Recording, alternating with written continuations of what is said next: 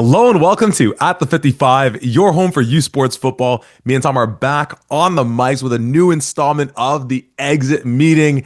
And much like the team we're talking about on today's episode, we're taking our talents back to the RSEQ to talk a little Bishops Gaiters football. Like always, we'll go through the season that was, any key moves going on, and what's on the horizon, and so much more. But first, Tom, how the heck are you doing, my friend? Oh man, I am always doing so well, but especially today, we have the esteemed pleasure and the honor of hosting so many amazing guests when we do these exit meeting series. But today we just get to go back to the rhythm of just you and me talking a little U Sports football. I could not be happier about this.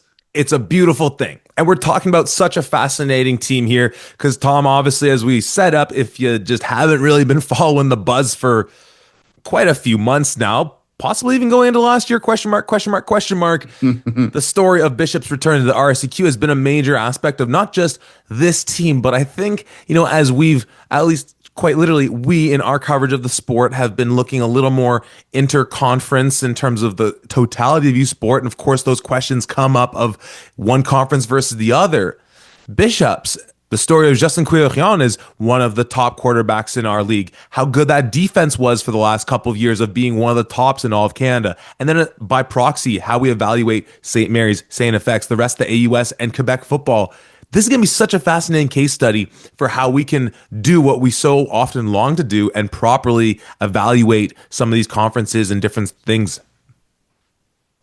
Yeah, I really cannot wait to dive into this and specifically take a peek at what it's going to mean for Bishops to come back to the RCQ. This will be such a great study of the AUS versus another conference, and especially the RSEQ. I don't think anybody's going into this expecting the Bishop Gators to beat Montreal or Laval, especially in that first year off the hop. But really, how well do they compete with the rest of the RSEQ? Let's not forget, this is a team that just 2 years ago won the Loney Bowl championship in the AUS, was very competitive last year, lost a very tight game in a semifinal matchup against St. FX to potentially put them back in that Loney Bowl against St. Mary's this past year. So this is one of the top teams in the AUS for the past few years now. How is this team going to translate into the rest of the RSEQ? Will they be competitive with Concordia, McGill, Sherbrooke? How well are they going to fare against now not having to worry about flights or anything else? Now you get a chance to stay in your own backyard, especially when it comes to Sherbrooke, damn near across the street. But this is a really interesting case study, not just for the Bishop Gators, but really taking a look into what does a regular season look like from a team from another conference coming back into their original conference in the RCQ. Well, and I appreciate that you said against McGill, against Concordia, against Sherbrooke, because we know who those other teams are that we're not mentioning there. And I think in all fairness to Bishops and to the AUS, because again, that is part of this conversation, is that, you mentioned the success 2 years ago in winning that Loaning Bowl. And what happened the next week? They got absolutely waxed by a Laurier team, then lost to Laval, right? And with Laval and Montreal, it's these past couple of years, it could be one, it could be the other. None has really truly had. It feels like this past year, actually, Montreal kind of beyond just the Vanier took a step forward and said, we're kind of the better team this year. It's not just like, well, one of us has to come out of Quebec and we're both so good. So I think that's really the fascinating thing if we're being truly, truly honest with this club. But it's not just the team itself. It's not just the league itself. Those are big things. There is some of these key players. And let's start the conversation with the guy that is now the back-to-back AUS. I think they do MOP. They go CFL style with their awarding. I think so, yeah. However you want to call it, valuable or outstanding. He's both of them and everything. Is Justin Quillerion. Again, this defense has been so superb, and we've seen how last year, again, that's what really made that Huskies team out of St. Mary's so viable, is that it was that defense that was so immense for them. Defense was still really strong, but obviously when you have the best quarterback in the Atlantic Conference, that is a conference that touts guys like our boy in Silas Fagnon, who's kind of between the two of them dominated the quarterbacks landscape out there. But it starts with this guy. The defense has been solid, but how have you evaluated so far Quillerion's career so far playing for Bishops? I think it has to be outstanding the way you look at this. He led Bishops to that outstanding Loney Bowl championship a couple of years ago. He's a two-time league MVP or conference MVP. Last year alone, 62% completion rating, 1,959 total yards in the air, 15 touchdowns to 7 interceptions, which you don't love to see for sure. But the teams that are out there, especially that St. Mary's team, was such a ball hawking defense. They're getting takeaways, and to throw interceptions against that kind of caliber of defense, I almost don't really even fault them all that much. So I think Curion has been an incredible addition to that Bishop Gaiters team, and is a huge reason why that offense was able to produce as well as it has been for the past few years. And of course, supplemented by the outstanding backfield play of O'Shea Hosang and being able to really drive the engine of this offense for this team and ending up in his career. Again, it feels, I think, in part because of, the moving back this year, that like trying to actually think about the impact that he had as an AUS player, finishes his time, not a full career, and I'm talking about Quayon, again, 5th all-time in passing yards in the AUS, and I believe in completions as well. So again, he had a major impact in the time he was there. And again, we've had some pretty great guests on, and you've had some pretty great interviews with some people out of the AUS, a storied conference that it was. Let's talk about, or actually, maybe last thing about, before we dive into the year in specific, you had brought this to my attention after we talked about Concordia, of the impact now of having the unbalanced schedule in the RSEQ. I would say it looks like Bishops ends up with the best variation of a non-McGill, a non-Montreal, a non-Laval team, as they'll only play those clubs once a pop. I think that would be, again, for a non-Montreal, non-Laval schedule, as best a break you would want in how the RSEQ would break out this year, yes? Yeah, certainly. Easing them back into the RSEQ as easy as they possibly can. They play McGill twice, Sherbrooke twice, and Concordia twice, but only the big ones in Montreal and Laval once. And even then, they play Laval at home later part of the season. They do have to travel to Sepsum and play there. I believe that's week 3, and that's likely going to be the most incredible environment and tough environment to play in that they'll have all year. Well, that opening game with McGill, I think is so fascinating. Also, just because of the comparisons that we've talked about of ELR and Quirion, a little bit of some of the super athletic Quebec based quarterbacks over the last couple of years. But let's talk about last year for a little bit now, because again, this is a club that felt a little bit like they came down to earth a little bit off of that 0-8 Loney Bowl run the year prior. The defense was still super strong. You still had, obviously, an MVP and most outstanding player in Quirion. You had Hosang, a variety of young up-and-coming players, Bellavance, the impact that he made in his first year, and just the excitement of seeing how he can continue to develop. But it felt a little bit like, or let me ask you it like this. We obviously have St. Mary's still down the pipe that we'll talk about a little bit. Did this year feel more like maybe we reevaluate the 24 season and say maybe Bishops had a bit of a better season than what sort of, the core of that team tracks for? Did they come down to earth a little bit, or did St. Mary's really take a marked step forward this past year in dethroning them? And again, we have some games here, even against a game here against St. FX in the season that, and in the playoff game where clearly Bishops was, faltered. But did it feel more like they took a step back from that just outstanding 24 campaign, or that St. Mary's really just got on their tail?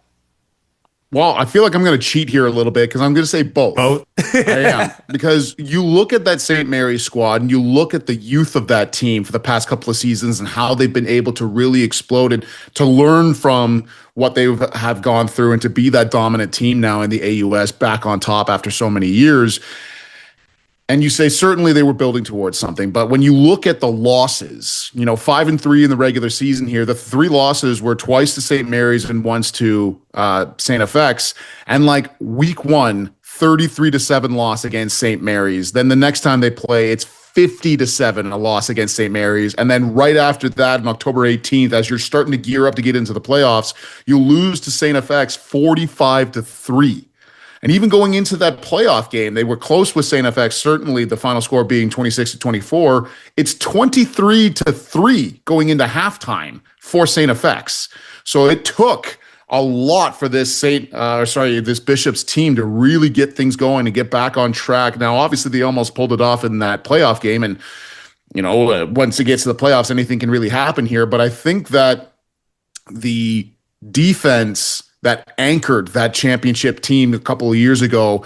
Lost a few key players here, and there's some young guys that are continuing to step up, but obviously not quite where they have been. And that St. Mary's team was just loaded up with young talent that's really impressive that is continuing to grow and succeed. Well, and again, comparing to the year before, and let's start talking about maybe a few of those guys in specific on the defensive side. Because, yeah, there are a few names. There's obviously a few names, some guys that are still part of that system. There's some guys that moved on. But even though, again, just to compare them to the version of themselves they were the year prior, and obviously every year guys come and go, and sort of the nature of the beast, it's obviously a season they go undefeated in up until that battle against Laurier in the national semifinals. But even like in their games, like obviously they're not losing games, but still just looking at like box scores, they have two victories against Saint FX in the season, which they gave up 27 in one, 37 in the other. It's a double OT game, but save for those games, and again, we know who the offensive engine of those Saint FX teams have been the last couple of years. Save for that, it's teams getting to 18 points tops until the triple OT game that was that heck of a Loney Bowl with the great call of our guy Mr. Forsyth for Bishops. I can still feel the pain and the excitement in his voice for that one. But again, a defense that was a lot more sturdy. So let's talk about some of those names. And I want to start off with, again, I guess the most splashy name on the defensive side of the ball, I would gather, of Alex McDonald, now fourth year halfback for them, two-time AUS All-Star, All-Canadian this year. The impact that he's able to have, I mean, we always talk about, those Sam linebackers, those field halves, those guys that really able to have an impact in the passing game and in support of the run, and really seems like that like exciting blend of like when we talk about guys like our boy in like Tuzo, that kind of fill in the box, can play in space, really just electric type of athlete. Who else stands out to you that makes this defense so special, even if it took maybe a step back? I think when you look at some of the linebacker play from these guys, especially, I really like Benjamin Drouin and a few of these other players here that I thought had a lot of success and a lot of, let's say, experience going into this and being a part of those championship and that high quality defense. I mean, when you even look at it, the three games that we focused on were of large losses. This is a defense that still only averaged 19 points per game. So with losses of 50, of plus 30, whatever, this is still a very solid defense going into this. And there's a number of guys on here that I think make up that, whether it's because of their experience previously on that team from a couple of years ago, or if it means that they're just a part of this and they understand the culture and they're continuing to build towards it. So it's difficult for me to really nail down one specific guy, but it's just more so of a conversation around this entire defense. And I think that they have done a lot of really great things in this. Well, and I think the point I like most of what you brought up is, again, a defense that has that experience, but is also in that, like, we always talk about, like, generations of players and like the makeup of a team, just sort of generally speaking. And yes, you can't really roster build at the U Sport level. People just graduate and we see more and more of the transfer, but that defense has that really like awesome group of like the third and now fourth years, where it's like these should be the players that define those championship teams, and they have a heck of a lot of them that have been playing now, going back to that national semifinal game, drubbing or otherwise, though it might have been. And again, you're exactly right in terms of, and this is again, I say again too much, but where it's going to be the fascinating comparison between conferences, because you said it's in essence, their losses are the outliers of their seasons. And even in that playoff game loss, you mentioned it's the second half collapse. It's also, I made a note of this and I wanted to read it because it made me emotional, even writing it down. Probably like the last great Salas Fagnon game that we'll probably ever see in U Sports. Him just saying, you know what? I'm putting on my cape one last time. And, oh man, salute to you, Fagnon. But again, more of those outlier games, or again, is it more of the function of actually it's just that Mount A is really in a rebuilding stage right now. Acadia, is figuring some stuff out, and it's like, yeah, you win those games, you compete against St. FX and St. Mary's, and we hope for the best. So again, that's where this kind of is going to be so fascinating with them switching gears going into the RSEQ, the travel piece. Obviously, as you mentioned, huge for this club. Tom, what else are you fascinated with this Bishops team as we kind of again are in this pre-draft era of the offseason? Yeah, well, even just focusing in on the defense a little bit more, the name that I did forget to mention was halfback Alex McDonald, the lone AUS All-Star that they had last year. I mean, a defense that obviously has struggled, especially in some of those big games. And exactly like you mentioned here, that 5-3 might be a little bit generous depending on how you really want to view the rest of the AUS and how they were performing in that. But still, this is an offense with Justin Quirillon, who is the two-time AUS MVP. This is a team that has a ton of potential, and there is something to say about knowing how to win football games. Winning in the Loney Bowl championship and that quadruple overtime against St. Mary's or whatever it was, one of the greatest games ever. And of course, shout out to our guy Forsyth again for the ups and downs that we were all feeling watching that game. Sitting in your truck post Yates Cup, you and I just trying to follow the stream. Like, what's going on? This is wild.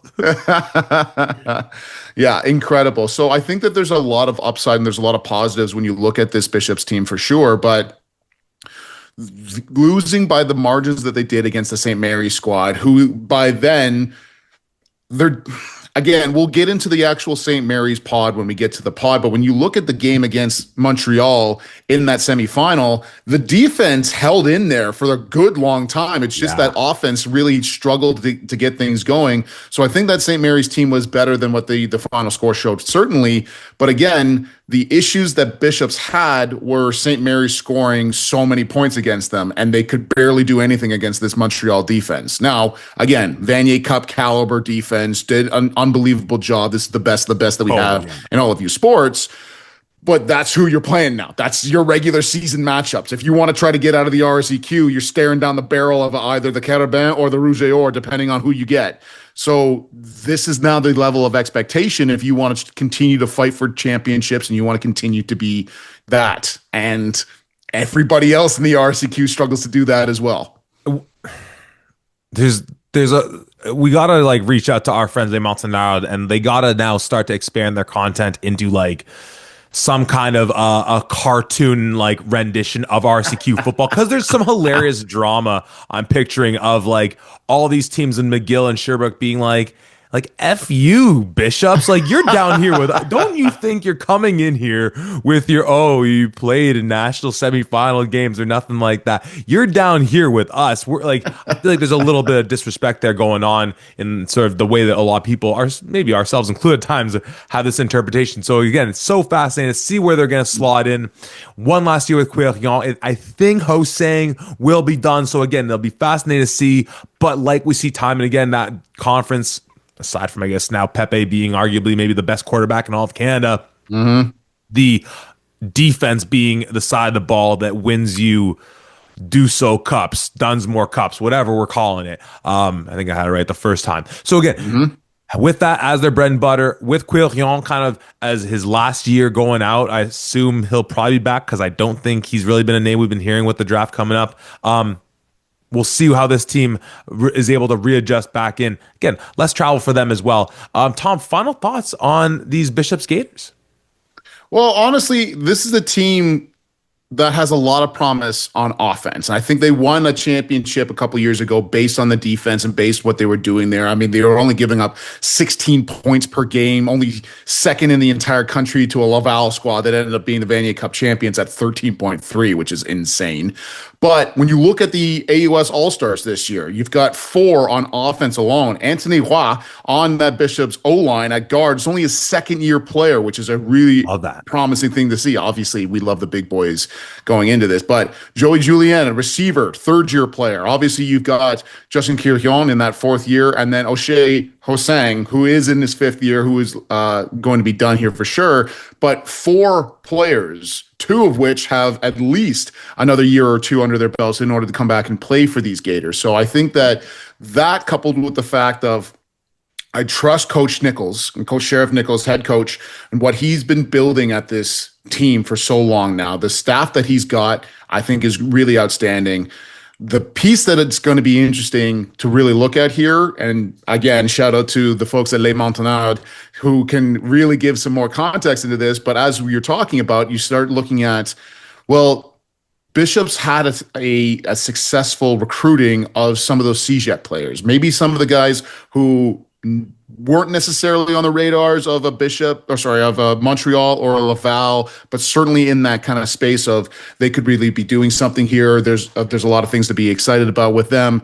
They were going to Bishops because certainly the way you could frame it, you have a chance to play for a championship and get into a national semifinal. Whereas unless you're going to a Montreal or Laval to stay in the RSEQ, it's a very, very tall task in order to get out of there. Plus, you get to stay in Quebec, obviously Bishops being located in Lennoxville.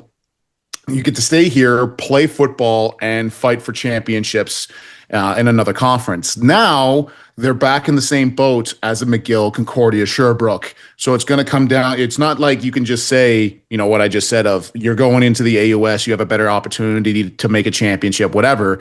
Now it's, how do you compete with the rest of those squads here? Obviously, you already have been doing that because you're in Quebec going after the same top quality guys, but the way that you've been recruiting has now changed. And how are you going to adjust for that? What are you going to say to these recruits in order to get them to come to Bishops? The one thing that I will say is, even from my own experience coaching at the Oakville Titans, shout out Titans, the Bishops' presence in Ontario is very, very prominent. And you've got people who are out and about in the community. I'm blanking on the name, so apologies, please forgive me. But there's a man who coaches with the Burlington Stampeders as a part of the Bishop Gaiters. He's at the Assumption games that I've been coaching at. He's at the OSFL games that I'm coaching at. So the Bishop's presence in Ontario is also fairly substantial. So getting quality players from Ontario and Quebec certainly seems to be the recipe for success. If they can continue that and continue to find those diamonds in the rough or the top quality players that are willing to go, you've got a real opportunity. But no matter what, the way that you recruit is going to be completely different. I think that's a really fascinating approach in terms of how they're going to, again, have to sort of change pitch, or you probably don't change the pitch entirely, but as you alluded to, I think there's some really interesting messaging pieces there that do become different.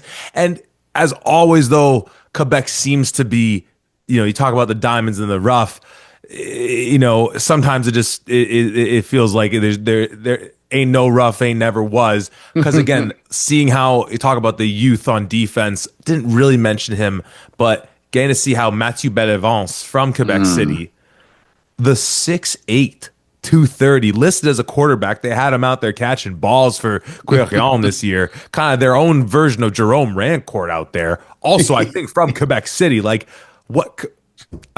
I don't know what's going on out there. What's in the water out there? I'm heading out there in a couple of weeks. I'm going to bottle it and bring it back with me. I don't know. We'll figure it out, and we'll figure out what is up with Bishops in terms of how they've been in the AUS comparing these conferences when the season rolls around. Tom, I think that's going to do it for our little Bishops content for the day. I think we're either staying in La Belle Provence or we're returning home to the OUA. You want to clarify that one for me, or do we keep it a secret, Tommy? Oh, let's keep it a secret. Let's keep them guessing. Well, you know the place to tune in to talk about or to listen to whoever we'll be talking about. We'll be right here next week at the 55.